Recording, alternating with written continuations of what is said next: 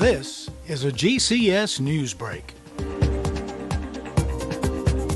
Students in Angela Hamilton's Nursing Fundamentals class at Northwest High School are busy taking care of patients, meeting their classmates by doing things like taking blood pressure and other hands-on procedures.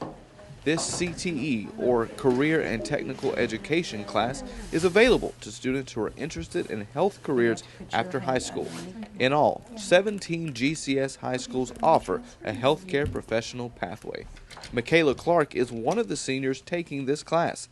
She says her interest in medical careers runs in the family.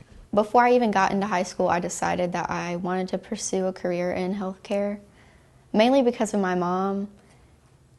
She's a nurse. She's always been a nurse, and she always has cool stories of things that she's seen and been able to do when she's at her job, and I find it really interesting. Hamilton says all 19 seniors in her Nursing Fundamentals class are on track to receive their CNA certification this spring. That certification is helpful for students who are going on to college, as well as those who are looking for immediate employment. I also like that it's hands-on, of course, so you're not just sitting listening to a lecture, you're actually performing the skills that you would be at your job. Clark is already putting those skills to work. She was hired as a resident assistant at Spring Arbor Assisted Living in Greensboro a few months ago. I love it.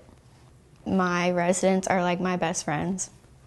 And some of them are, 90 plus years old. There's one lady there, she's 99. And she's like one of my best friends. And I think that is so cool. Now nearing graduation, Clark credits her CTE classes for giving her the foundation on which to start her career. So it's almost like a test run as well.